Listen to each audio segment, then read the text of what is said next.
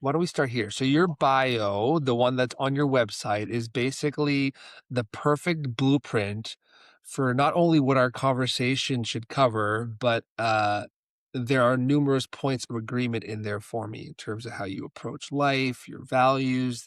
They seem to be really aligned with me. So I can kind of dissect the bio and use those as talking points. But tell me about, your initial trajectory. Like, where'd you grow up? How did you become this woman who valued mental health and music and, entrepreneurship? Well, I was born and raised in the GTA, the Greater Toronto Area, primarily in the west part in Mississauga. I was born Mm. in Port Credit, Ontario, as a matter of fact. Um, and, in the mid 60s. So I had a pretty, I guess a normal childhood in terms of normal slash dysfunctional, like I think most people did. Um, and so I grew up in sort of Mississauga, Brampton area. Went to university, got out of university, and started working in the corporate world in pharmaceuticals. Was there for 23 years, um, primarily in the commercial stuff area. And then for the last 12 years have been running a consulting practice focused on organizational effectiveness, human-centered leadership, and mental health in the workplace or psychological health and safety. Um, you know, along that, in parallel to that, um, I have always been um, really attracted to and connected to music. I had a really young father, and he was into all the things of the 60s and 70s and played guitar. And I had so there was a lot of music being played. I was kind of soaked in it from a young age. I learned to play a little bit of guitar when I was 13, um, but I got bored with it kind of quickly because I was really into sports during my high school years, and it just seemed like a lot of work, and my fingers were sore, and I was like, "Yeah, I'm not gonna do this." I think I took 1 year of piano, possibly, um, and never really learned theory other than through doing it. So, anyways, I didn't really even start my musical career, for lack of a better term, until I was out of university. So I didn't write my first song till I was like 23 or something like that. And that's when I really got into playing and writing and performing and recording back on a little 4-track, and playing some of the small places in Toronto. So I came to it late, but since then it has been a very um meaningful anchor to my identity, which is I really do feel strongly that, being a creative person, like I love to create stuff. Doesn't even matter what it is. If you give me a box of materials, I'm going to want to make stuff of it. So whether it's writing or whether it's painting or whether it's music, I love making stuff. I love communicating the human experience, good, bad, or sad, with others, either as a consumer of it or a participant in it or a purveyor of it. And so my musical career, for lack of a better term, ran alongside my revenue generating career. Like I wasn't in the music industry. Mhm. I was in the music community for decades. And it has really just been in the last couple of years that I have started doing what I do in the music industry and bringing sort of my research and my academic and my organizational lens to the music industry. And so it's been very interesting because I had a lot of assumptions around, what the music industry meant based on my experience as a member of the community. Um, and so, yeah. And so currently, I do what I do. I do research, I do consulting. I still, write books and articles and such with quite uh, a specialization in the music industry because Mhm. what I noticed is there wasn't a lot of this work being done in the music industry. And I thought, that'll be an interesting exploration. And hopefully through this work, I'll be able to bring hopefully some value or some insights or to learn something myself about um, how this extremely human thing called music is tethered to and, you know, uh, processed through this thing called industry. Yeah. So it's been a very interesting experience, Chris, I will say. I can imagine, and we'll talk so much more about what you're doing now, the music industry mindset. Tell me a little bit more. So you've got this kind of growing up a balance of academia and sports, or academia and arts, through parents and schooling. You've got a master's in psychology, I believe.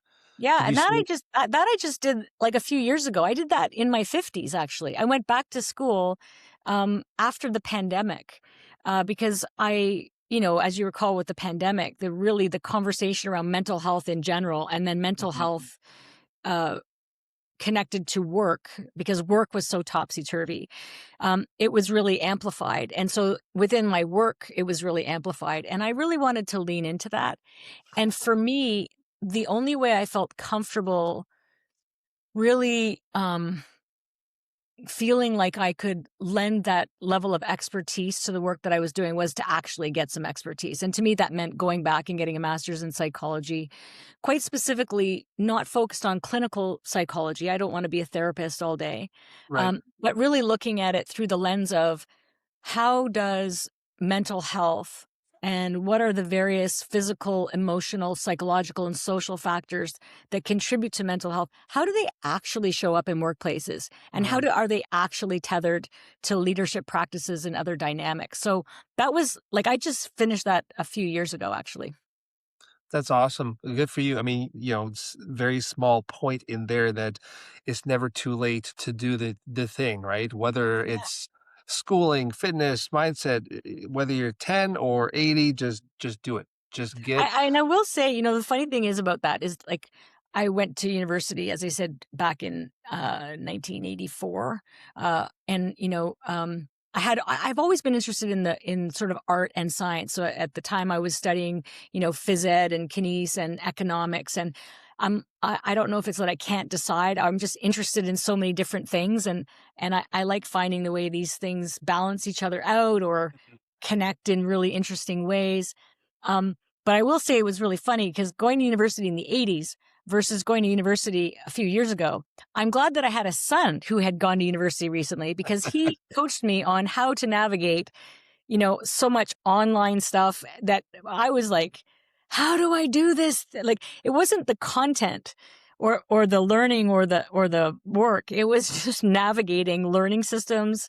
And I was Mm. just like, I don't know how to navigate this thing. Like we had libraries and we had like punch cards when I went to university and I had a typewriter with whiteout. So that was a really interesting experience is to really compare and contrast two, similar experiences, but vastly different.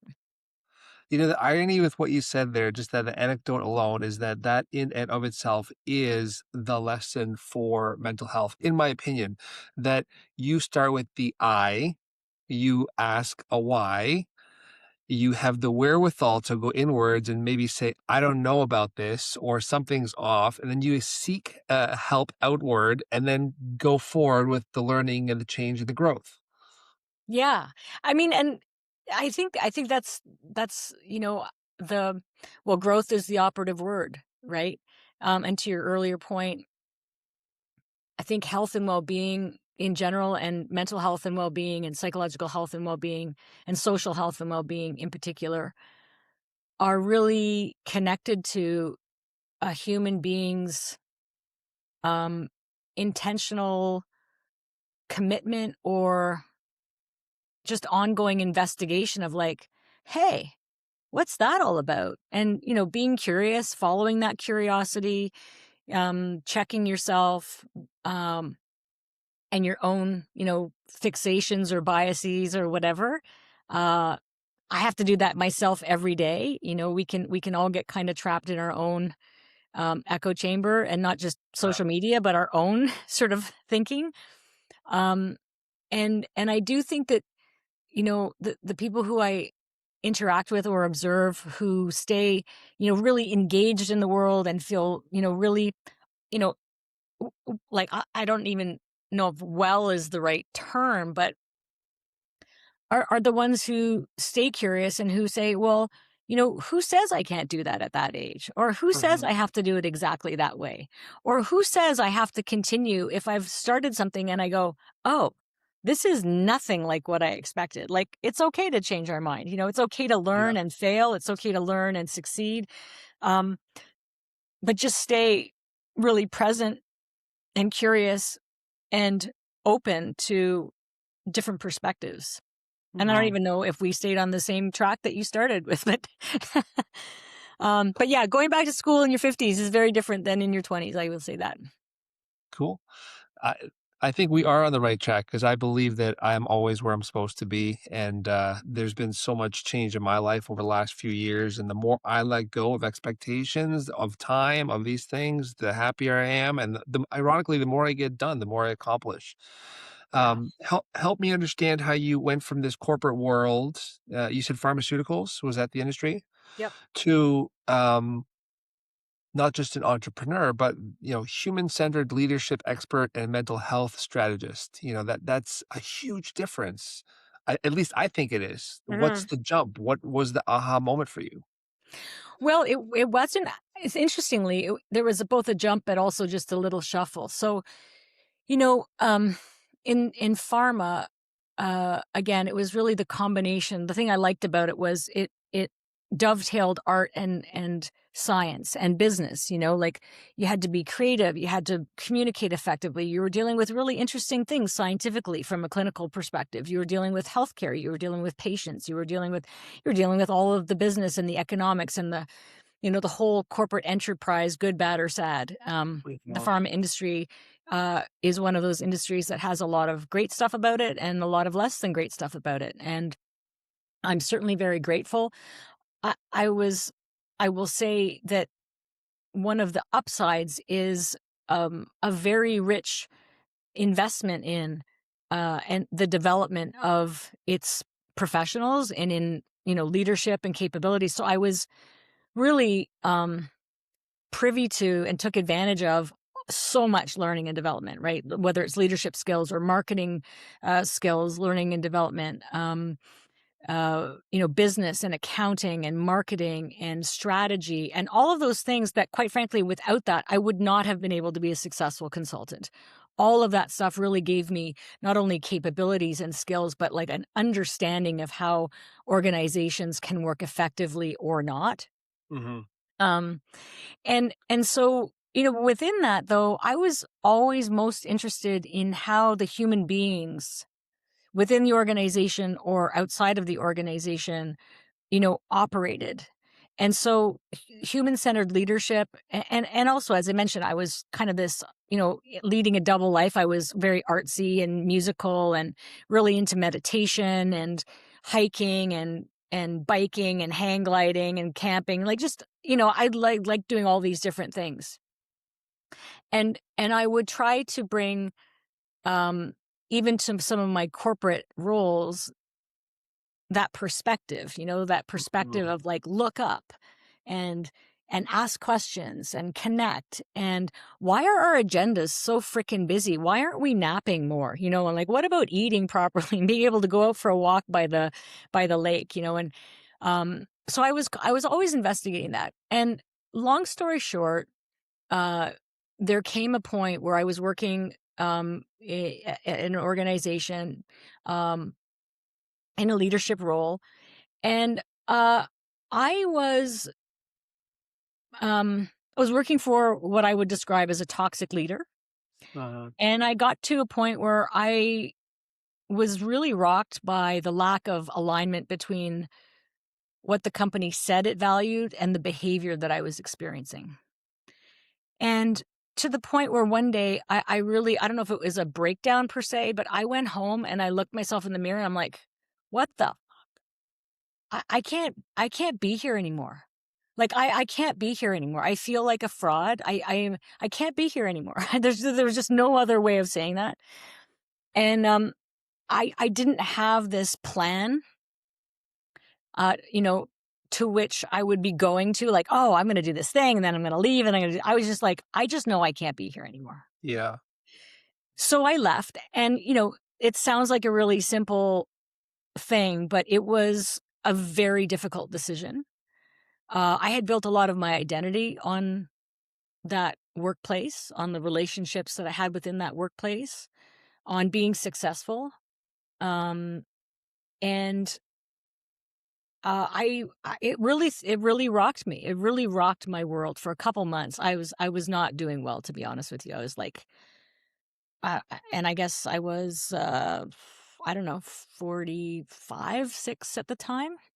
Yeah. Um, Can I ask a question before yeah, you keep I believe that for me, when I ascribe my identity without as opposed to within, I run the risk of things like that happening, right? yeah. So that the values that I'm holding as important need to be in me, not somewhere else. Was that something that happened for you? Yes, and in fact, I think that that was part of that mirror moment. That my values were and continue to be, and I know that this word is overused and misused, but authenticity, integrity, meaning, you say what you do what you say you're gonna do. Authenticity in terms of you say what you do what you say you're gonna do. Yeah. Don't bullshit me. I don't like it. I'd rather you just give it to me straight and we can have an honest conversation. Um, I have a real, um, radar for and dislike for superficial, bullshitty kind of situations. Um, and I felt in that situation that I was also, if I stayed, I was really not being true to myself and to my Yeah. values to that point. So those two things were happening, I think, simultaneously. That's amazing to be, I mean, just to be aware of it, and to be gifted the opportunity to make that decision and change your trajectory, I think is so special. The BS comment, um, I don't even know why I said BS because I feel like I shouldn't swear, but I can swear. It's my podcast. Yeah, I was just about to say, wait a second, he said BS, but I went all the way. Am I in trouble now? No, not at all. Um, That bullshit meter, I think that works both ways though, because I'm like you, I'm allergic to that. I don't like inauthentic. Just be yourself. Be who you are. Be like own that, love it, nurture it, and let us connect. But then when it comes to talking to yourself, the same thing applies. Yeah, You can't BS yourself. Be like, oh, I'm fine. That thing that happened is probably not a big deal. You have to be honest, whether it's within or without. yeah. So you got to a point in your life and career where you said, toxic leadership, this doesn't align with me. And I'll really quickly add that I've experienced that as well. And I've also realized now that toxic leadership doesn't have to do with money or power or hierarchy. It has to do with what you just said, values. Mm. Because different people can have different values, and you might have a leader who is not wealthy, but who's still a toxic leader. It comes down to what they're living, the truth that they're living, which most of the time is that bullshit, right? Is that bullshit. Well, I think it really comes down to behavior. I mean, I think one thing we have to be clear of, and aware of is the assumptions that we make, or sort of, mythological, you know, a- um, assignments that we might make about, why somebody does things. But really, a toxic leader, it comes down to behavior.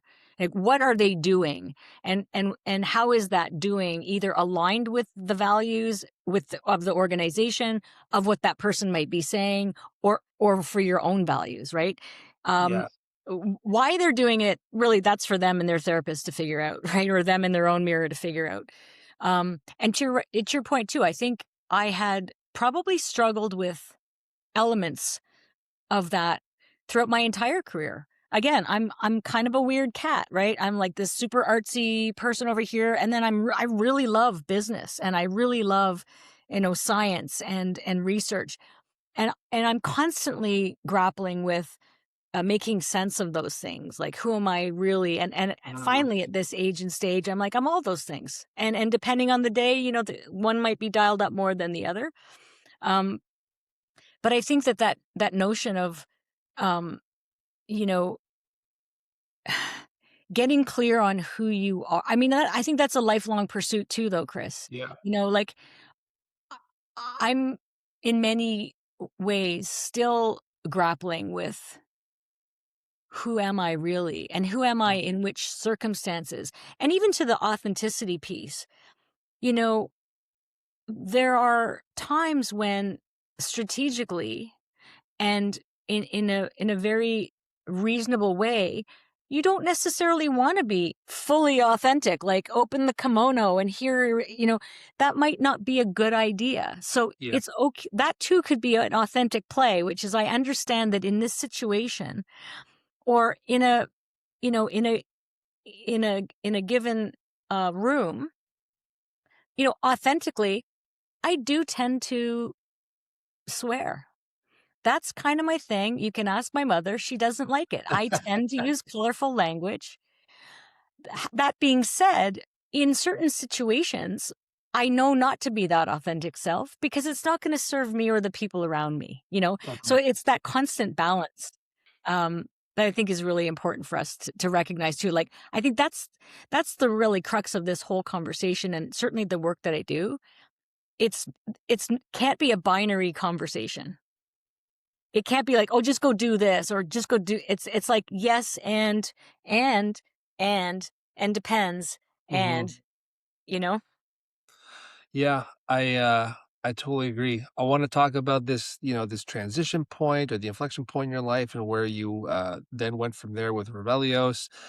But daring to get a little abstract for a second, with your life lived and the level of study so far, do you think that societally that maybe there's been a much, whether it's intentional or not, I won't comment on that, but is there a larger loss of the sense of self than there was previously? I mean, I know there's always been a who am I, what's the point of life, but do you think as a society, as a people in previous generations, we had a better idea of self-identity and more of that's been lost over the last 50, 100 years? Yeah, I do think that. I certainly can't, like, quantify it, in terms of, like, when exactly it happened, but I know that there is a lot of study by, whether they be social anthropologists or social psychologists and other folks, and certainly my own experience and observations is, uh in the last, let's say, 25 years, and certainly it has accelerated in the past 5 years, even post-pandemic, but there has been, um, a loss of a lot of social identity cushions, they're called in sort of psychology land, which is, families, to our earlier conversations, families are very dispersed now. So we don't live in the same community where we had our family of origin, and then we meet somebody and we live down the road, and we have and we go to the same church, and we go to the same bowling league, and we actually, see each other at the same park, and all of our kids play hockey. Does that happen? Yes, but generally speaking, our lives have become very fragmented. Mm, There's a trend towards, I'm not a religious person, but there's a trend away from church, which is really a community center in many cases, where people find belonging and shared values and a shared faith in something bigger than themselves, which is really healthy. It has become very fragmented, very fringy, right? It's very us versus them right now. And then you add the element of, I guess, two other elements. Social media, for sure, which is, we are always only looking at other people in their best light and mhm. comparing ourselves and finding ourselves, lacking. And that's marketing 101, which is, you are missing something and I Yeah. have the solution. But in this day and age, regardless of age, obviously it's worse for younger people who are more influenced by this. But regardless of age, you're not smart enough, strong enough, rich enough, educated enough, savvy enough, articulate enough, balanced enough. Like, you're just not enough. Mhm. And it's really hard for an individual to manage that strong sense of self when you are swimming in this ecosystem that is designed to make you feel like crap about yourself, because that is the whole commerce. Mhm. So there's that. And then I think too, like, you know, we I was just talking about this morning with someone. There's something called the paradox of choice. It was studied a long time ago, but basically it's like when you have so many choices, you can't make any choices, right? And so what I find too overwhelming and difficult, to your point around identity, is when I can be anything. And when I can have, and I don't mean buy anything, but when there are just so many choices all the time, it becomes paralyzing. Yeah.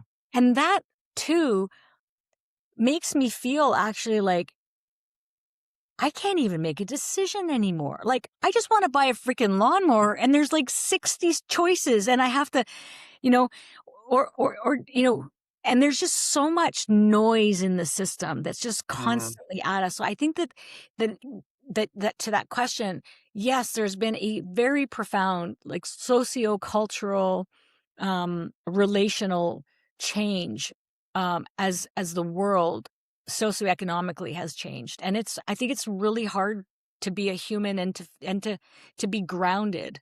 It takes a lot of extra attention and effort to do that. Yeah. Yeah, I tend to agree. It's funny. I think that the pandemic, I used to have this good bad. I'm really trying to get more into a place of oneness, that things are just things and you can assign whatever polarity to it that you want. And I'm by no means saying that the pandemic is a good thing. Everyone's experience with it was different. And for me, there was many things about it were bad, but I turned it into a positive, or a net positive, by saying, like, it was a huge awakening for me. Mm. I learned so much about myself. I changed a lot about my values and beliefs and what I was interested in and what I was studying. And I think that for a lot of people, that was the shake that made them realize there was a lot of noise and that we need to focus more on signal. And the irony with the filters and the lens that you mentioned is that that's all outward, right? Like, when you're looking at things through a lens from the advent of the television forward, maybe something prior to that, but, like, it was always lens, looking through something. It was always taking our attention away from ourselves. How are we gonna know our ikigai, our purpose, what we are supposed to do, what we love to do, if we keep seeking it elsewhere, especially now with all the filters and the perfection that we see online, as opposed to, like, actually sitting with yourself and saying, "What do I love? What Yeah. makes me want to go?" And it sounds like, coming back to, the conversation, that's what happened, and you had a revelation, Revelios, and you changed your path. Now, obviously, there's some Harry Potter stuff that comes up when you Google Revelios, but I love that Which, there by was. the way, I didn't know when we named that. I didn't know that. It was after we had named it and launched it. My son said, that's a Harry Potter spell. I was like, what? I had no idea. And I was like, what does it mean? And then he told me. I said, oh, well, that fits actually. That's cool. Well, so tell me about the intention of the name, because personally, the Latin angle is super cool, and then there's the Spanish to English translation of Revelation. Is that what you were Yeah. intending? Yeah, it was that, so the funny thing is that the sort of genesis of this name, when I left, can we go back to that thread of when I left and I started the consulting practice? I needed a name, right? And I had this production company on my music side called Purple Voodoo Productions for several years, just in terms of ways to, like, do the music and do and promote gigs and stuff like that. And long story short, the consulting practice was called, and still a corporation, is called Purple Voodoo Incorporated. For a reason, purple is a combination of blue and red, art and science, logic and heart. Voodoo is like the spiritual quest around, seeing yourself but within community, and there was all this stuff to go along with it. And when I decided to really lean into the mental health thing, I was concerned that purple voodoo would be seen. Apparently, there's a weed marijuana strain called purple voodoo, which, of course, again, I didn't know. And I was like, I don't want people to think that my whole mission is to like sell weed for mental health. Because people used to Google my company and go, that's a weed, right? I'm like, I know, I didn't know when I named it. So, so when I got into the mental health, I'm like, we need a new name. So back to the drawing board. And Revelios came out of réveiller in French is to wake up. And like you say, revelation, to have a revelation is to have an insight and to wake up. And then iOS was like our inner operating system. It was like, how do we wake up or have insights about our inner operating system, meaning, our mind and our hearts and everything. And so that's how it came out. And it was kind of unique and it was kind of cool. It rhymes with rebellious, and I was like, I want to be a little bit of a rebel and a change maker. And then my son said, and it's a Harry Potter spell. Well, I mean, the Latin thing for me was when I started Pure in Audio, somehow along the way, I came up with Vita Veritas Vox Populi, life, truth, voice of the people. And my business partner, Lance, who's also one of my best friends and an extremely intelligent man, he helped take those initial ideas as well as my core beliefs and turn them into our 13 V's, our values that we have on our website that we live and die by as people and as a company. And so I go to Latin a lot. And then for me, when I looked it up, it was I reveal, I unveil, I uncover, and those are That's what such Revelios means? yeah. And there's I such love positive it. like manifestations in the present tense and affirmative. And so I was like, wow, this is so sharp. So it was destined to be Yes, I Revelios, guess right? it was. I've never looked up the Latin, so thank you for that gift. I love that. And I was going to ask you what V13 stands for, but now I know. V13 is actually Leet speak, which is the internet language of mixing letters and numbers for the French word vie, la vie, because I was a philosophy minor and did a lot of reading when I was in university, mostly because I had to and then because I wanted to. Uh, and as Nietzsche once said, without music, life would be a mistake. So for me, V13 or V13 media is just life media. Uh, because Oh, all of this is the thing, this is the reason. So that's where I'm going with that.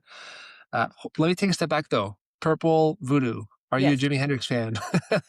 That's where the name came from. So the name came to me back to our whole conversation before we were recording around BC.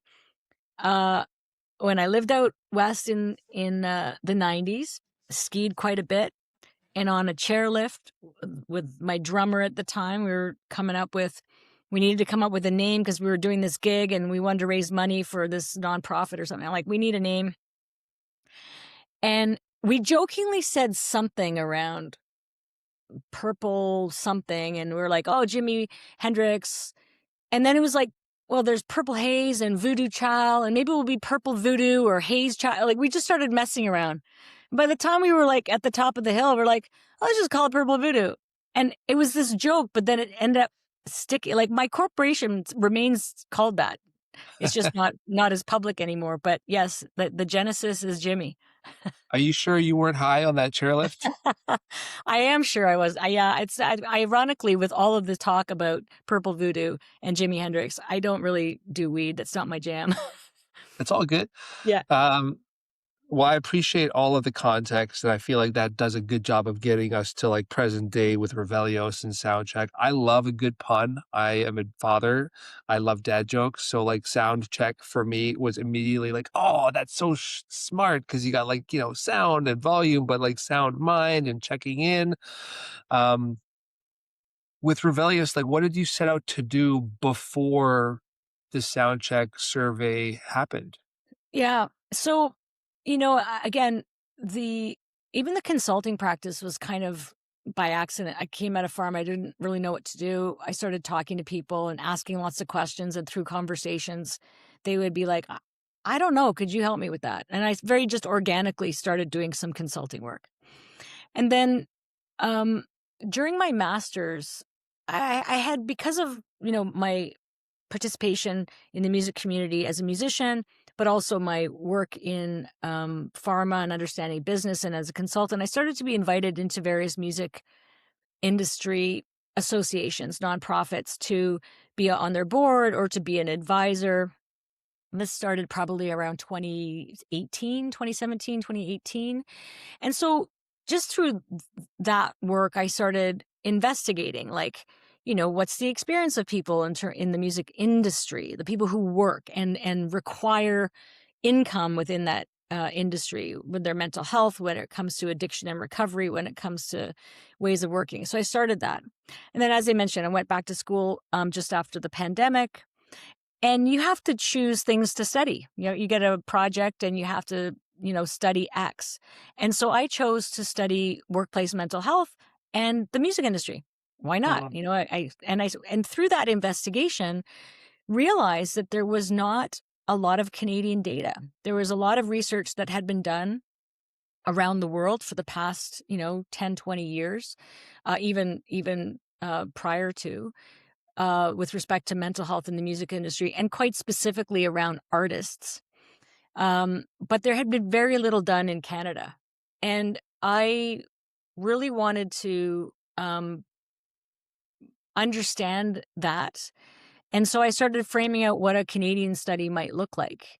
And that really was the seed of what became Soundcheck, and how to really create a baseline of data across the country, across roles, across demographics, and gather all that data so that we could also, investigate what various factors contributes to worsening mental health, or Mm, is there a certain profile of individual or province or genre where mhm. it is worse or better or whatever.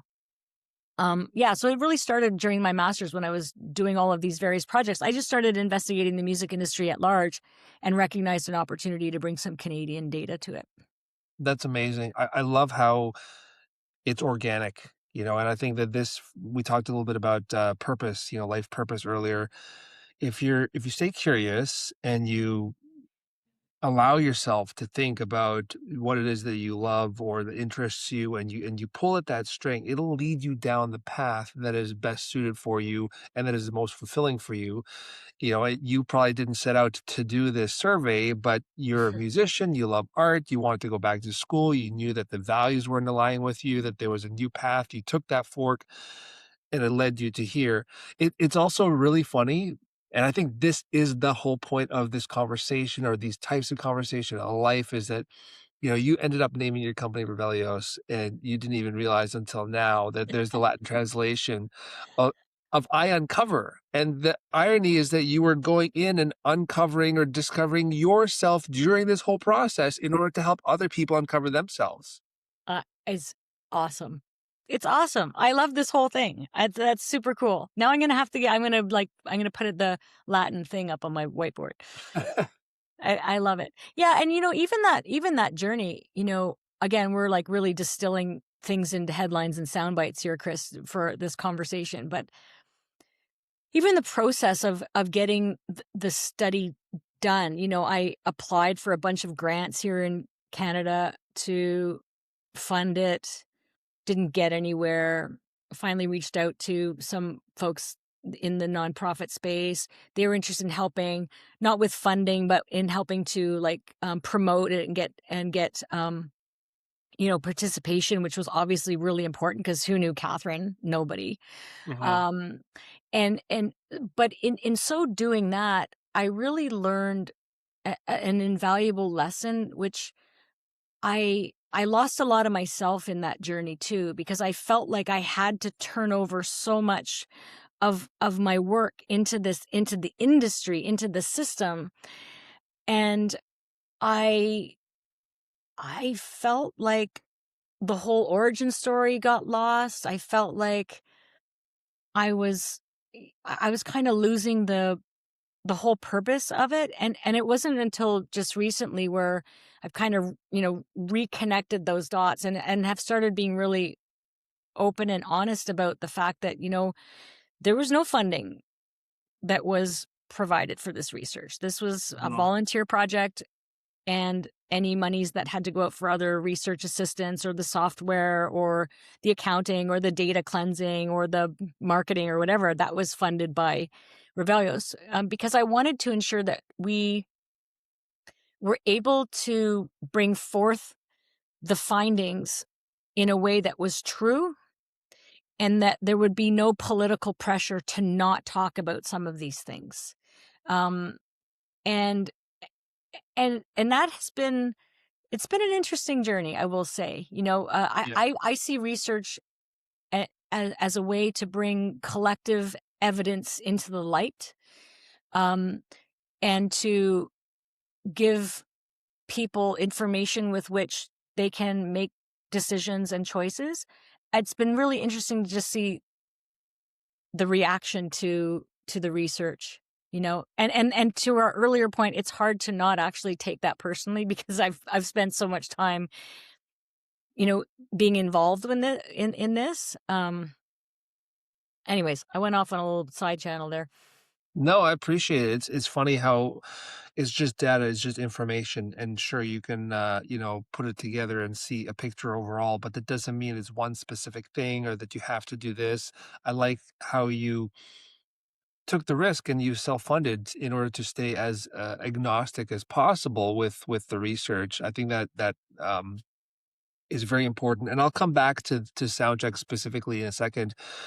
You're helping professionals adapt, perform, thrive. Those are, the words on your site. What I didn't understand, and I'd love a really quick breakdown of, is biopsychosocial practices. And you have a very strong presence of human first on your websites. Tell me a little bit about what it is that you're practicing or applying to these leaders. Yeah. Well, that term, the biopsychosocial factors of mental health, that was specifically my area of study doing my master's in psychology. And what that means is we look at not just, we don't look at the diagnosis of a specific mental illness or disorder. We look at what biological or physical factors, what psychological, emotional, cognitive factors, or what sociological factors impact one's mental health. And when we Mhm. think about mental health, we often immediately think about mental illness. If I say, oh, we want to talk about mental health, people automatically go, oh, do you have anxiety, depression? They start introducing things like neurodivergence, which has nothing to do with mental health. That's a neurodevelopmental Yeah. conversation as opposed to mental health. Mental health is an aspirational state, just like health, that really describes an individual's state of being that enables them to optimize their cognitive, emotional, interrelational capabilities. It enables them to handle life stressors. Like, humans are built for stress. Stress in and of itself is not a bad thing. We need a little stress in the system to actually be, motivated to do anything. So so mental health is something we aspire to, and there are many factors that contribute to that. So the bio part is your basic human needs: sleep, rest, shelter, food, water, clean air, the ability to be healthy enough to fight disease, right? So Mhm. those are those. Without those, and there's a lot of great research that show people who have chronic pain or chronic illness, or who live in, deeply environmentally depleted places, have worse mental health. Why? Because those things actually contribute to greater stress, anxiety, depression, cognitive, psychological function. The psychological part is really our ability to regulate emotions and perform optimally, like cognitively, to Mhm. problem solve, to manage our reactivity, and to access our executive function. And then, of course, the social is we are social beings. Human beings must, unless we are, the 1% of the sort of sociopathic, psychopathic, they don't really care, but human beings need to feel a sense of belonging and connection and social engagement to be well. And so we look at those kinds of factors, the social dynamics, things like, poverty, things like racism or sexism or, climate crises or um, uh, various other, whether it be childhood traumas or whether it be other socioeconomic factors. Like right now, I still do coach and counsel people fairly regularly, and they're like, "I'm just so stressed out these days." And I said, if I'm talking to somebody who is an adult and you're not a little bit stressed out these days, I'm concerned about you because it means you're so detached from, like, read the paper. There's a lot of things going on right now that should cause concern. Yeah. Now, we don't want it to become debilitating. We have to learn, you know, tools and strategies to manage those symptoms from worsening. But if you're not stressed at all, I don't know. And that means that you're actually paying attention about Definitely. the state of the world. And because those things do contribute to our mental health. And that's what that sort of biopsychosocial means is you don't look at mental health from just a purely diagnostic lens. You look at all the things that cause it or can um, prevent it, that can promote good mental health or that can remediate bad mental health. Yeah. I agree with you. Um, I'll comment on that really quickly. I love the idea of feeling something, that if you're not feeling something, you're detached. I've had a few artists say, like, I still get nervous before I go on stage, and I've, done this for 30 years. I've performed in front of all these crowds. I'm nervous because I care.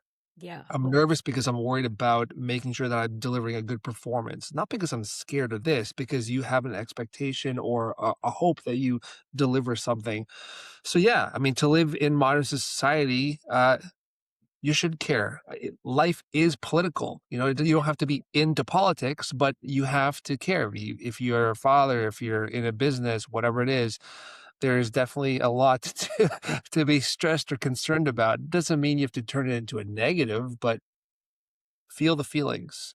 Yeah. Um, I love that you also said, you very specifically define mental health because I feel the same way that, this whole concept of a mental health awareness month for me is ludicrous because it should be the whole year. It should never stop. You don't go to the gym for 6 months and then have a fit body for the rest of your life. You have to keep having conversations and learning to strengthen your mind and your resolve. I mean, in the old days, it was the old days. In previous generations, it was the pubs, it was the churches, it was the communities, it was the town square. People got together and they shouted and they yelled and they conversed, and that's how ideas were shared. That's how people got together and united. It was not separated. It was together. So I'm with you. I firmly encourage everyone to always converse, both internally and externally, whether it's with a therapist or not. It's not about I got stuff I need to heal. No, it's about you need to do the reps. You need to do the reps to have a strong mind. Yeah. Yeah, and even the notion of, the nervousness, one of the things and is one of the tools that we talk about regularly is reframing, right? Mm, And so when cuz I too, before I go on, I always have a sense of nervousness. To your point, I care. I want to do a good job whether I'm performing or whether I'm speaking or whatever. And one of the things that we talk about is, somatically or physically speaking, nervousness and excitement feel the same. So you can reframe it and you can say, "Oh my gosh, I am so excited," because that's kind of the same, like the uh, butterflies and the thing and the thing. When you're so excited, you're kind of stressed out. So you can even reframe that. And like you say, when, if I'm like stressed by the world, it means I care. It means I'm no, an active citizen. It means, yes, I can't do everything, but it means I care. I have to be thoughtful about how much I engage with that stuff, especially these days where you can go down a rabbit hole into hell really, really fast. I have to, I have a special diet of media and social media where I only allow myself so much because I find it too emotionally disturbing, quite frankly, and yeah, intellectually disturbing. But just thinking about how you reframe and contextualize any feeling or thought, and then to your point, like talk about it. Talk about it to yourself, whether it's journaling. Talk about it to a, an unbiased third party like a therapist or spiritual advisor, and certainly to your friends or your family. And you know generally speaking, when we are open about our own limitations and foibles and fallibilities, that's when we connect the most. Yep. You know, I say this to people all the time. I do this stuff for a living. I'm considered an expert in certain spaces, and I still feel like I don't know what the hell I'm talking about half the time because I'm a human, and so I'm always going to feel a little bit like an imposter and a little bit like, well, like I don't know what I'm talking. I mean, I'm just trying to get through the day like everybody else. Yeah. So I think that just staying grounded in our human fallibility and in that constant quest to explore and be curious and connect is just really important. It goes back to like there's no right or wrong. There's no, on off. It's just this constant navigation and balance. Yeah. So going, kind of continuing this chain of thought, but then tying into what you do with teaching leaders, high level executives, whatever it is, you're talking to them about mindset and balance, all these things. Is there Are there any specific tricks or states of mind that they have to be in to actually start to not just listen to, but hear, see it, and then enact it? Like, in your experience, do you have to be in a meditative state? Do you have to be well fed? Do you have to, be humble enough to know that you don't know best? What are the things? So yeah, sure. That all sounds fantastic. Back to biopsychosocial, right? Like we are more apt to be primed for learning or exploration when we have our basic needs met. We've had some sleep.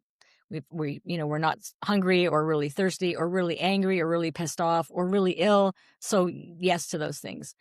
I think, the thing that you said that is probably the most important primer is humility, Mm, which to me goes hand in hand with curiosity, which in my estimation, I just wrote a book about this, which is um, I believe that there are some core pillars required by leaders, and curiosity is number one.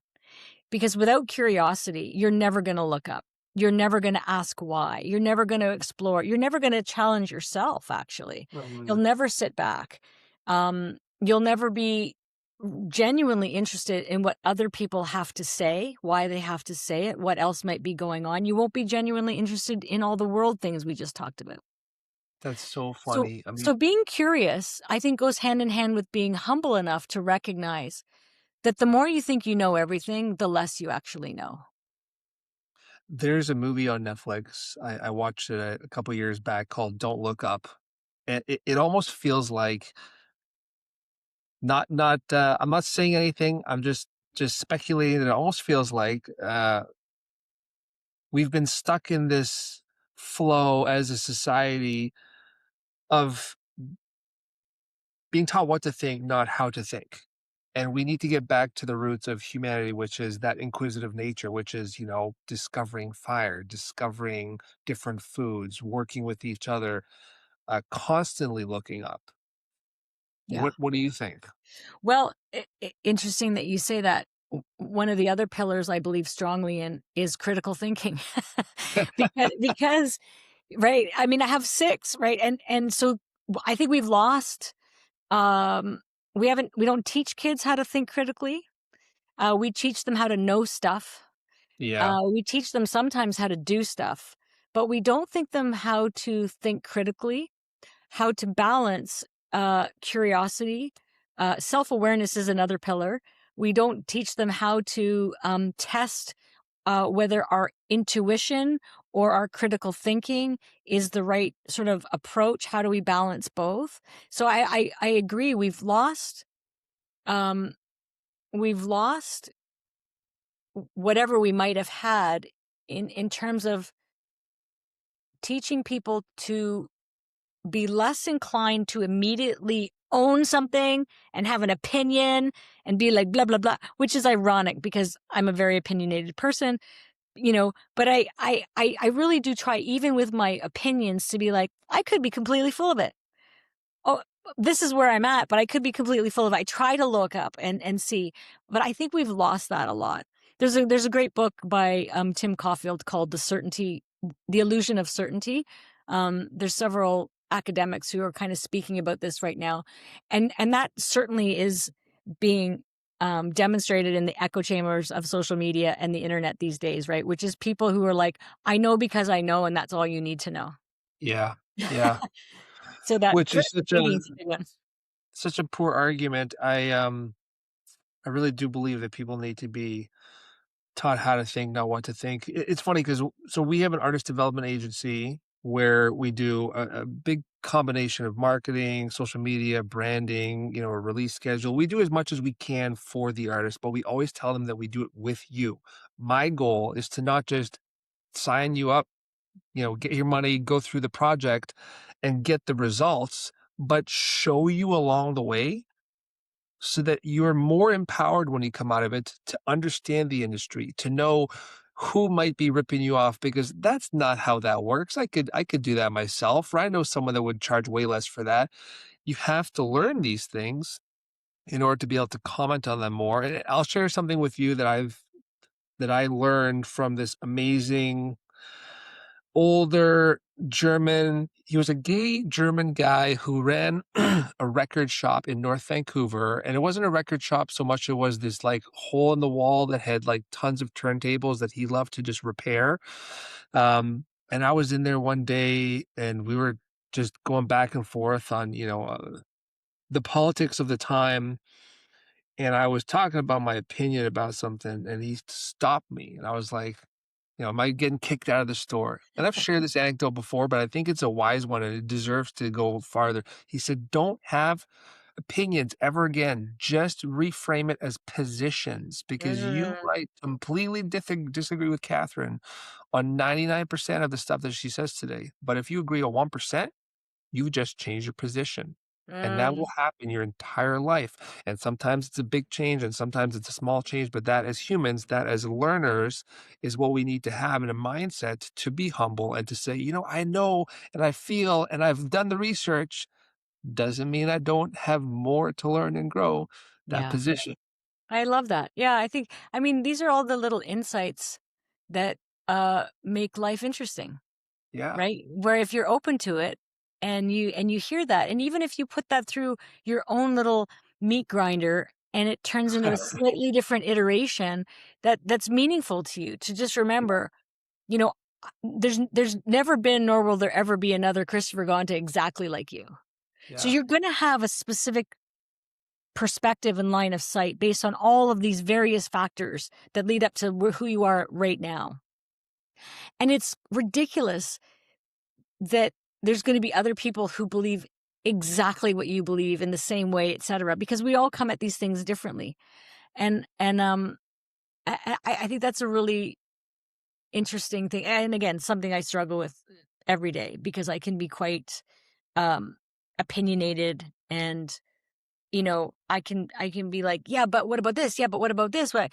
And I realize the best thing is to just sort of go, huh, yeah, maybe. I don't know. Yeah. Yeah. I mean that the life best lived is constantly learning, I think. Yeah.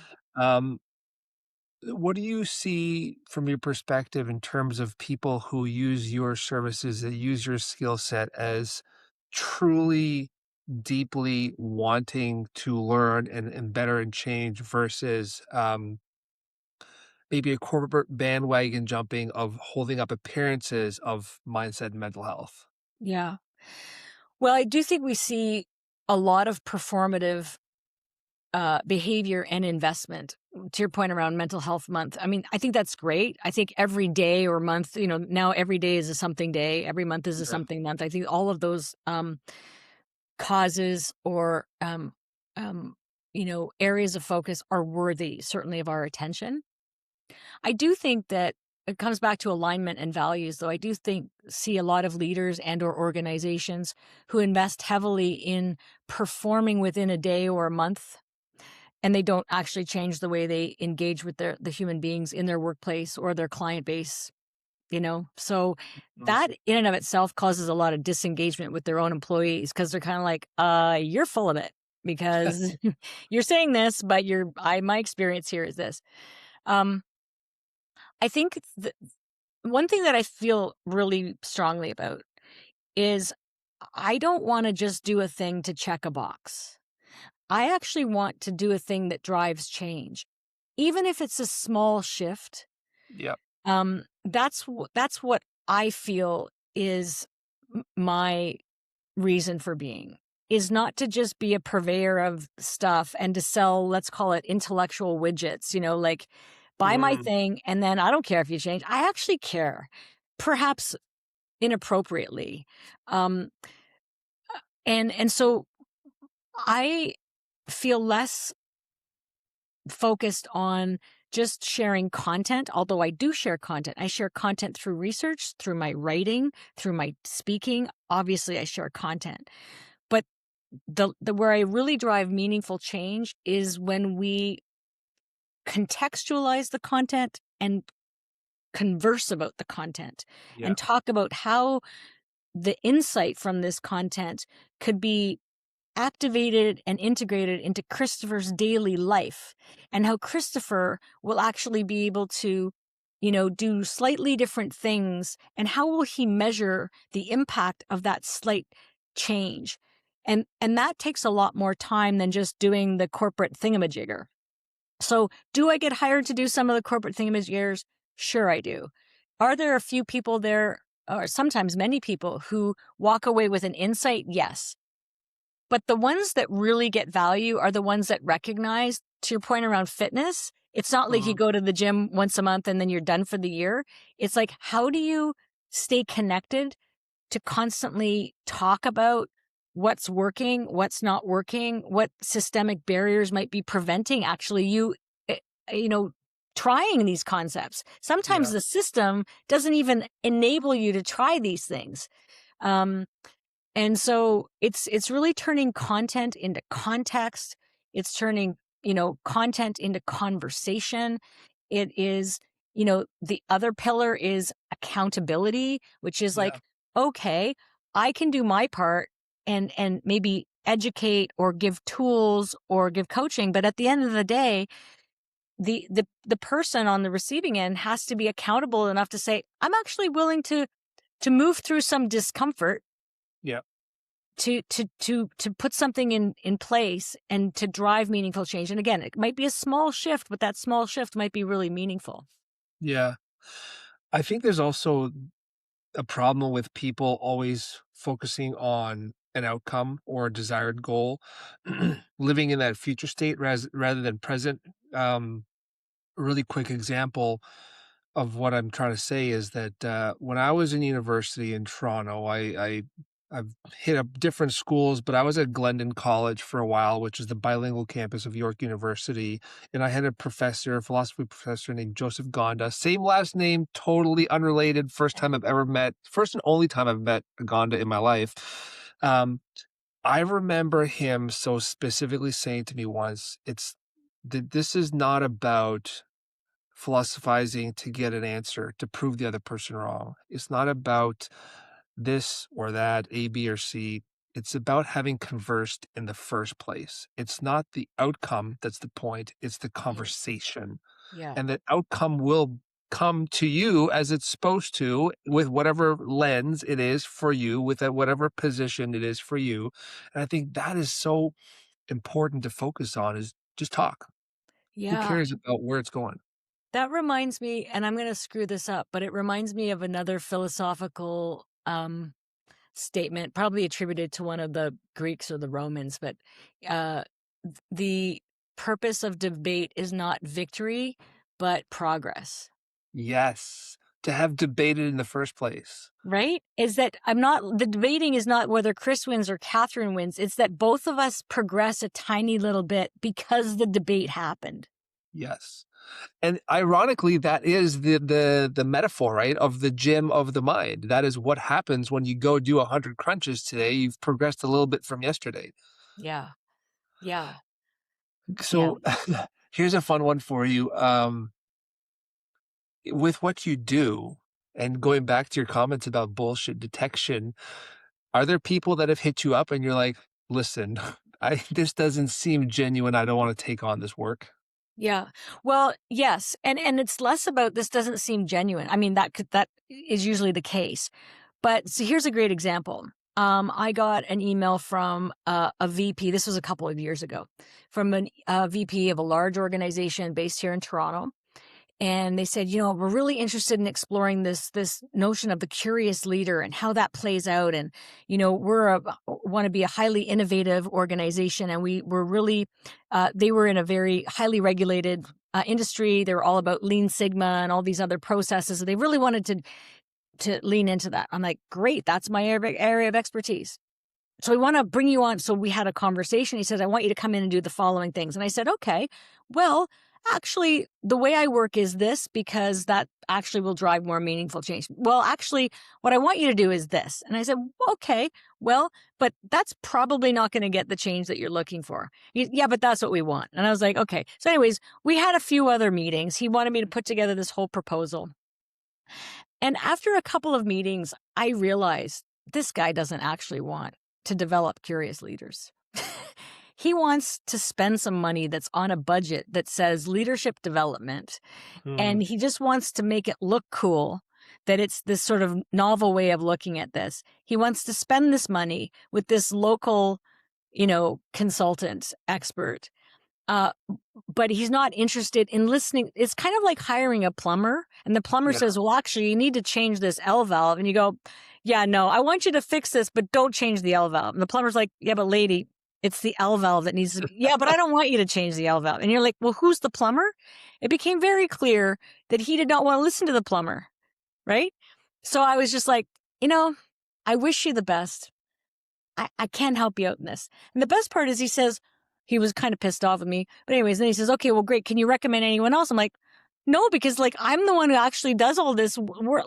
So, I think honestly, based on what you're looking for, you can just find anybody, because really you're not looking to do any change. So it becomes very clear in early conversations when I'm asking, like, what is it after we do this work together? What do you want to observe? What do you want to feel? What kind of outcomes are you looking for?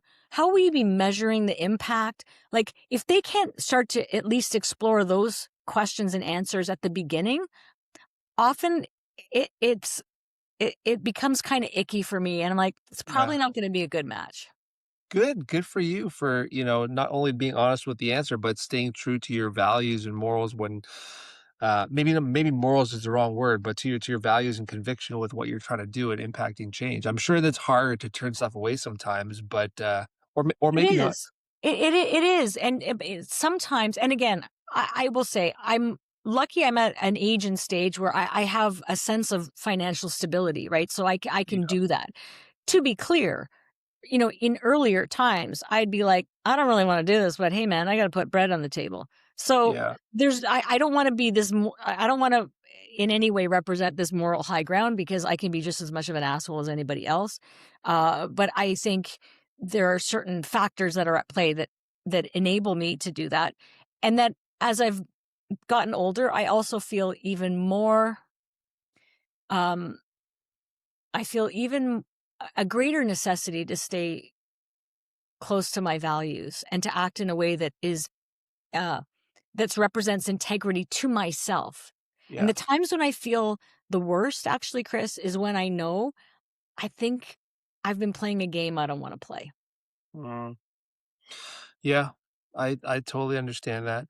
It's funny, like you said something there that's really important too, is that we try really hard to do right and do well and mental health and go inward and be honest with ourselves and open.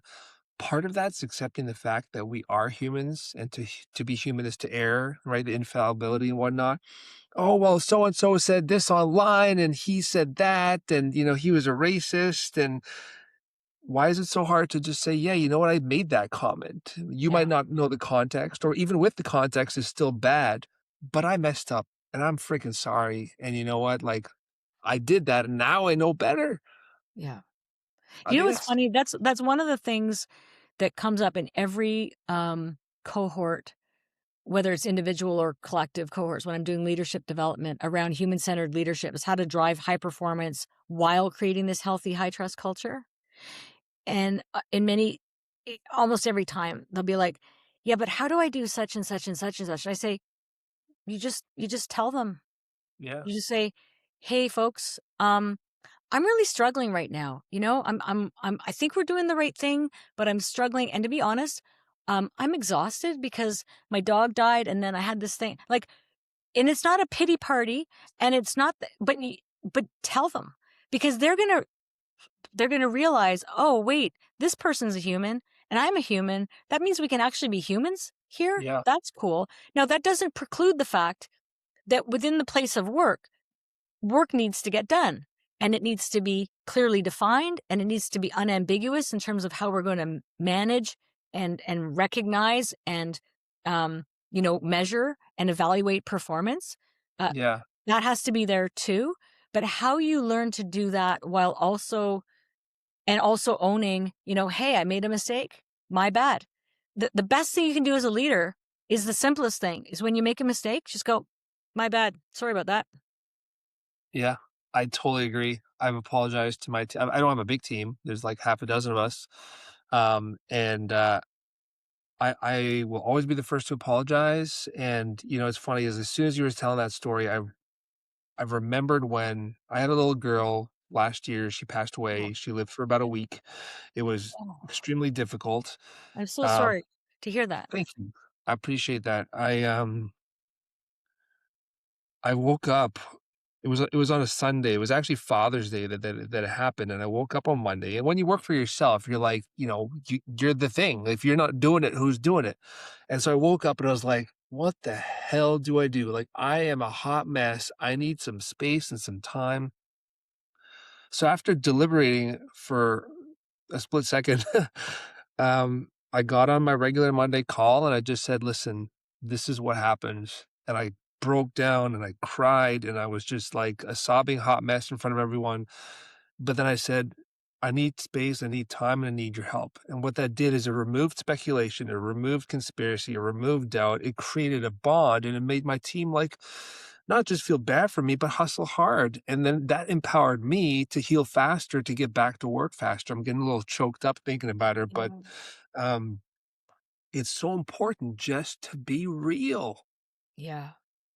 Yeah. That is a great example. And I'm deeply, deeply sorry for your loss. That is unimaginable to me. Um, I think that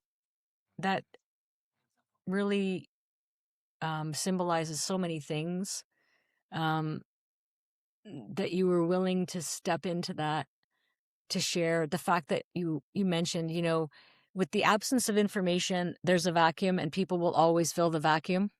Yeah, They'll fill the vacuum with gossip, with conjecture, with assumptions, etc. The easiest way to avoid that is to just, be as honest and open as you are both comfortable and, legally capable of doing. I work with a lot of senior leaders and they're like, well, I can't tell them everything. I said, well, no, you don't have to tell them everything, but give them enough and give them some context so that they're not, living in the vacuum. yeah, And that um you were in that moment, letting them know, hey, uh I'm a human and you're all humans and this is how we work around here. And whatever those values are that are listed on your website, they probably all were very felt that day. yeah. Because words without I actions are meaningless and in fact can often bite us, right? People get really disengaged when, well, that was my experience in pharma. When it's like, hey, see that list of words over there? You guys are full of it. yeah. Like, you're not behaving in any way. Yeah. I mean, I'm blessed to have these conversations, and so far, the majority, if not all of my guests have somehow brought authenticity into the conversation, and I think for them, that means walking the walk and talking the talk, and if you don't do that, the only person you're lying to is yourself, and why would you do that? Yeah. Yeah. Well, and and we do it, and I'm sure I do it to myself to a point where I usually burn out. We do it because sometimes, the truth is hard. Mm, The truth is complex and complicated, and humans are complex and complicated. Um, and truth is also nebulous, really. Like truth, there's a lot of stories and you know, uh, lore that that truth, includes. And I think that's, and back to your whole philosophy degree and your other, Gonda guy, this is what makes the human condition of exploration and, philosophy and ethics and art and culture so interesting, Yeah. because it's not black and white. And I struggle with this again, like pretty regularly. Like, what do I know to be true? And sometimes I'm not even sure that I know those things to be true. I Yeah. mean, I can get pretty, as you can imagine, I can get pretty like tied up in a like, um, eh, but even that is interesting. Like, I had this, can I take a little sidebar here? Do we have time for a little? Totally. Totally. I had dinner with a friend the other night, and we were talking about, the super agers, or the folks who now want to be like, you can biohack your way to be like a 300-year-old, Yeah. and leveraging all of this stuff. So we were having this conversation, and this piece of information came up.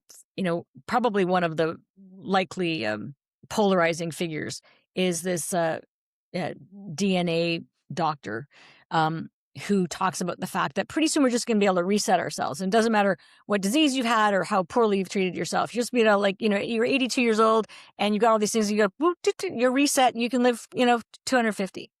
And so my buddy said, don't you think that, like, doesn't that sound like a great idea? And I said, well, it depends. He goes, what do you mean? What is there to depend? I said, well, like, so then I got into my whole philosophy. And again, it's not just me, it's like stuff I've listened to and read over the years. But part of the meaning of life is that it's finite, Yeah. right? Part of the meaning of life is that it's finite. If it's not finite, then it's like, I don't know. The other thing is, like, is longevity the thing? Is it lifespan or health span? Is it the quantity of life or the quality of life? And he said, well, of course, like those things would be, you would expect that those things would be. I said, well, but that's the thing. We weren't talking about that. You were just saying, if you could live to 250, would you want to do that? And I'm like, well, it depends. And so we got into this whole thing. I said, because you cannot actually pull apart the how and the context from that question. And I think it doesn't serve any of us to be that binary without Yeah. actually looking at all of the various colors and spices and nuances of a human experience. Yeah.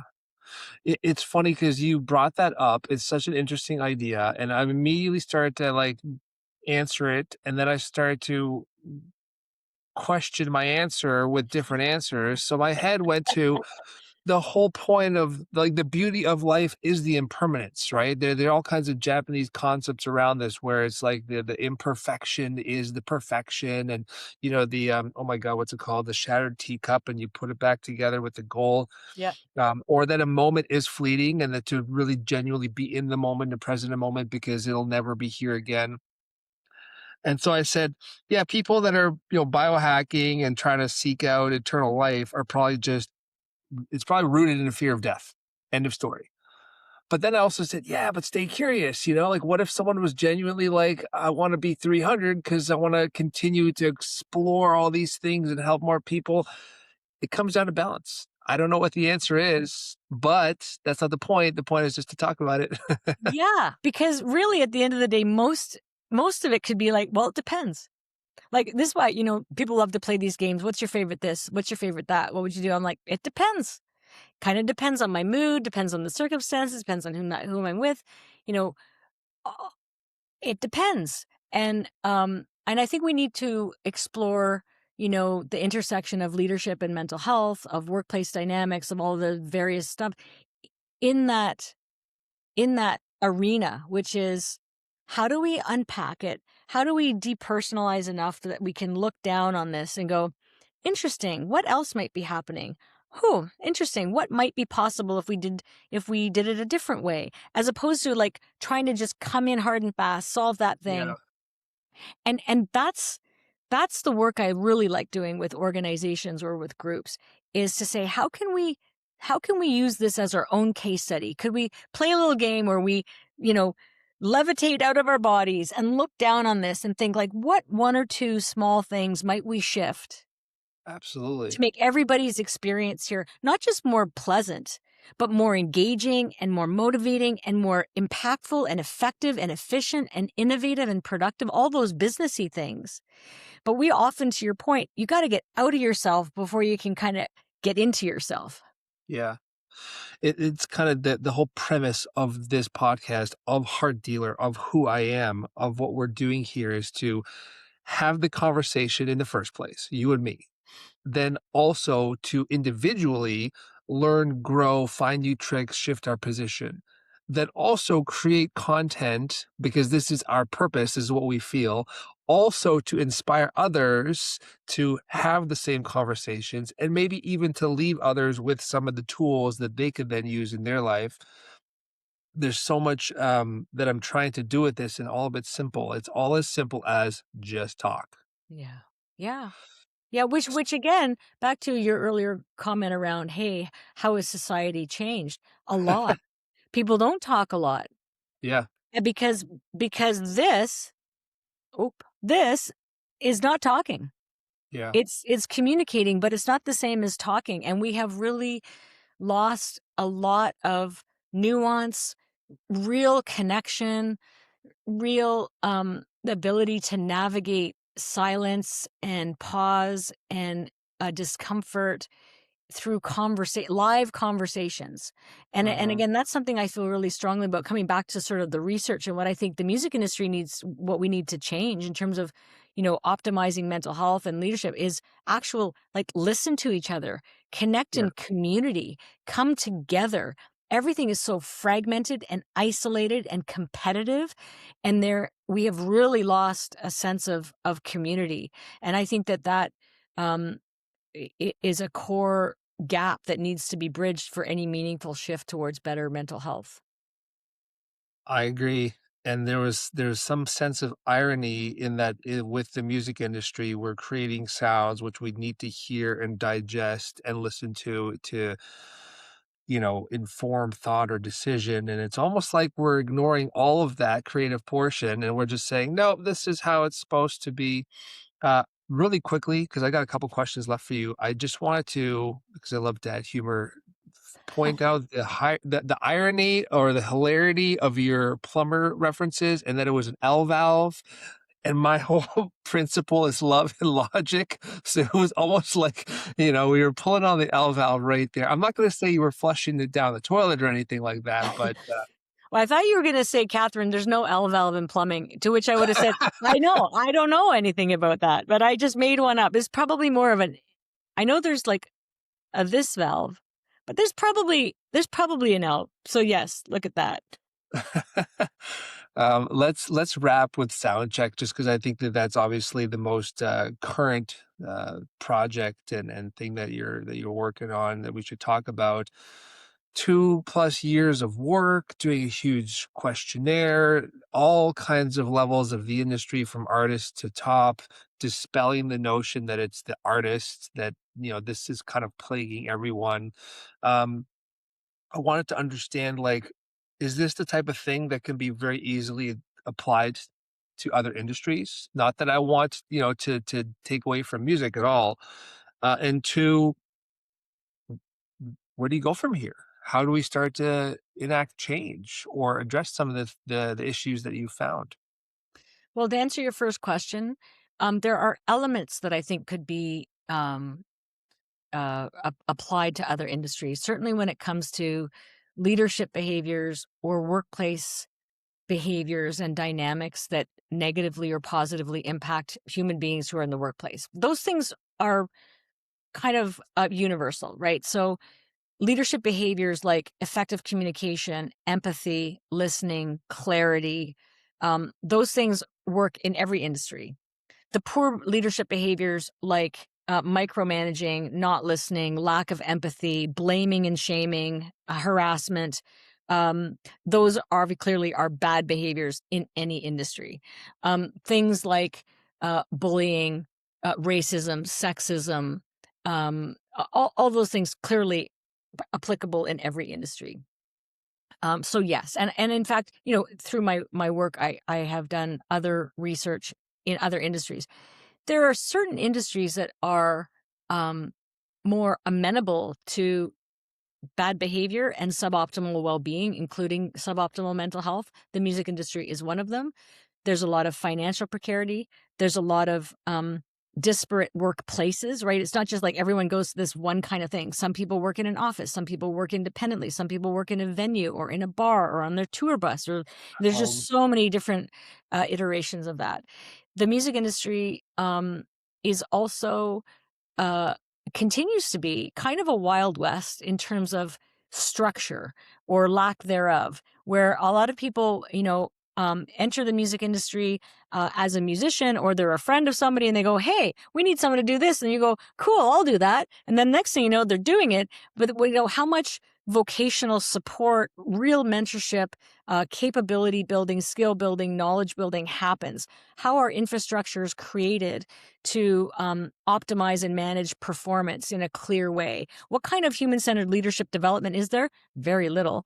So there's, and there's some systemic barriers in place too. Culturally, we still have a lot of stigma when it comes to mental health, and I would say substance use as well. The music industry is even more so, just because of the sort of classic mythology of sex, drugs, and rock and roll.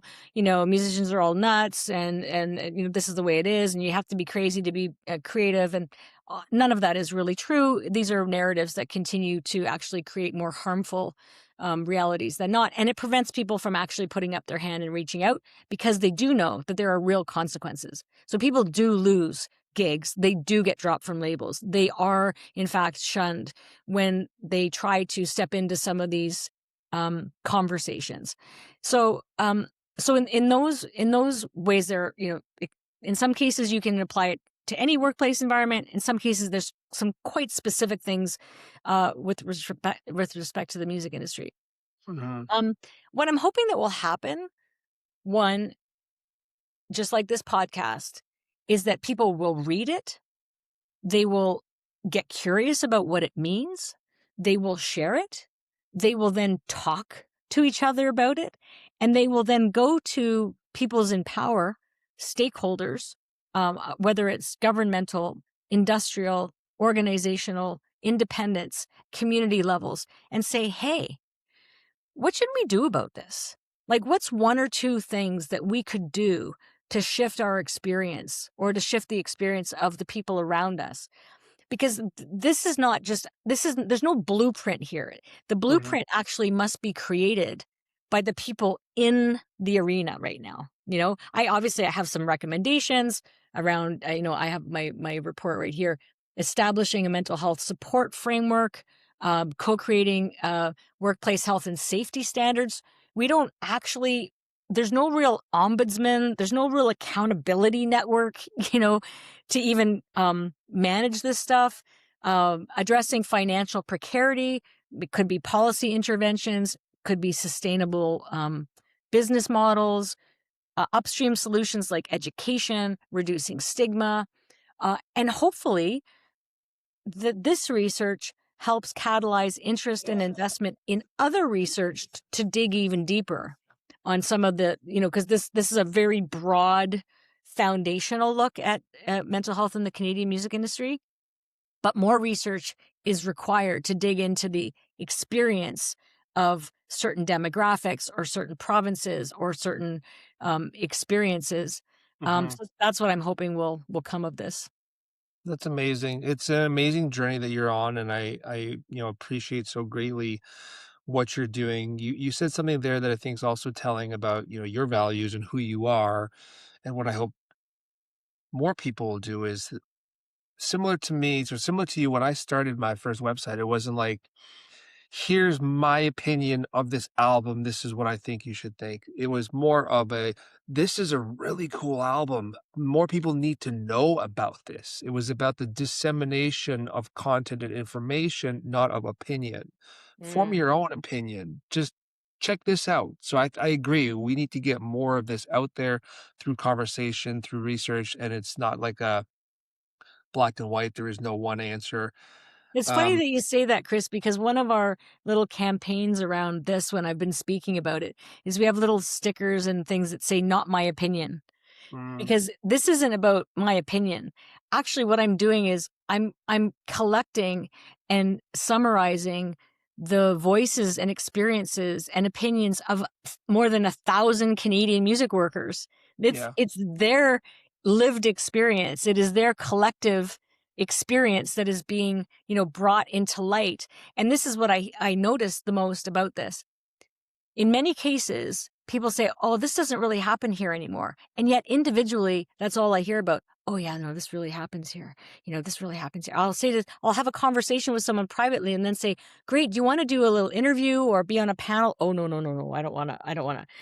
Which is part of the problem is it's still so the research is there to bring this into the light Yeah. where in many cases people still don't feel safe doing that. Yeah. I agree. I think that people unfortunately feel like they're gonna get canceled, or people will think they're weak, or that they're whatever within their social circles. You have to start with a strong sense of self. I have referenced this before. I'll try to keep referencing because I think it's a really powerful metaphor. I was talking earlier in this series last year with Frank Zumo, who is an incredible drummer, who's also on a path of enlightenment, and he's all about mindset and mental wellness. He has toured with Sum 41. Like this guy's done it all. Maybe not all. He's done a lot. um, and during our conversation, I said, "Isn't it funny?" It just kind of came to me that the word rock star that we associate with sex, drug, and rock and roll that you just said now is actually a rock and a star. How does one shine the brightest and ascend to high levels of success if the foundation isn't rock solid? Mm, That is what rock star is to me, and that's what we need to, as just lay people, aspire to. Stronger mm. sense of self. Yeah, I love that. I mean, I'm a real word geek too. So anytime people want to unpack what words mean and how they might be, interpreted, utilized, symbolized, metaphorized, I love that. And I think that's a really cool way of describing something that would probably land in interesting ways with people. Absolutely. So to this point, I've got, one last question before I start to wrap us up. Actually, you get to wrap us up, but I will I will segue that. Um, what I want to ask is, again, there's no one solution, and this isn't a them versus us or anything. There's obviously systematic issues or systemic issues, and a lot has to change in a lot of different places. But half of the problem is also the self. I mean, you live and breathe this. You were in a workplace and toxic this and leadership that, and you said, "No, I am removing myself from this." How do we get people to see with these types of surveys that yes, industry wide, there's an issue. Let's start to fix the industry, but also here are tools for you to better yourself or strengthen your resolve within the industry at the same time. Yeah, well, that's basically why I founded the nonprofit Soundcheck Collective just a few months ago, is to do grassroots, bottom up, community level, upstream solutions. And what that means is how do we, while the infrastructure is changing or not for the better, how do we provide knowledge, know how, and tools to help individuals in their communities to promote and protect good mental health and to learn how to, prevent worsening of mental health, to know how to support each other, to know how to access resources. Many resources in Canada are deeply underutilized. People don't know Mhm. about them, or they don't know how to access them, or they don't know, they feel stigmatized. They don't know when and where and how to do it. So we really want to work with communities and with individuals in those communities to bring our knowledge and know-how and expertise and have them come together like we're doing to talk about things, to learn some things, to practice some tools, to take those tools back into their communities and to start then connecting small communities so that the human beings at the more community level actually begin to feel a greater sense of agency and self-determination and balance and capability when it comes to navigating their well-being within this system, but also to determining, how much agency and decision making they have around whether they want to participate, and if so, how, and at what Uh, point might they make that decision. Like I made the decision a long time ago that working in the music, even though, as I said, I didn't start really being in the music community until my 20s. I made that. I looked around. I thought, I don't think that's a good life for me. Like, I need a little more structure. I definitely need a little more financial security. I actually really like, this and that. And as much as I love music and community and creating it and producing it and arranging it, and I love, um, and so I think back to the identity crisis that we talked about earlier, there's also this zeitgeist where if you're not doing it full time and you're not like giving it all and being a starving artist, then you're not a real artist or you're not a real X. And I think we need to really do away with these very binary and limiting labels mhm. and cultivate a greater sense of agency. That being said, if we don't do it together and if we don't actually learn how to do that, the the vortex of algorithmic social media makes us all think that we're all losers and everyone else is doing great. So, Mhm. I it's not going to be easy, but I do think we really need to start at the community level and invite people to step in. There will have to be accountability because there can be a whole toolkit right there, but if you don't pick it up, you know, um, so that's what I'm hoping that, will help to drive both sort of top down infrastructural change and then bottom up community change. I love that. This has been such a riveting conversation. I really appreciate your time. I want you to wrap us up by giving us some, final words of wisdom, the final thoughts, so to speak, and I'll tee it up for you because I don't usually tee it up, but your bio literally started with, "Thanks for investing your valuable time here." I love that so much because, gratitude and appreciation are massive, and I find it ironic that now more than ever, I can't say I haven't lived for more than 45 years, but now more than ever in my lifetime, it seems that not only is time the single most precious asset we have, period, above money, gold, everything, um, it's the most squandered and taken for granted. Yeah. So thank you for your time.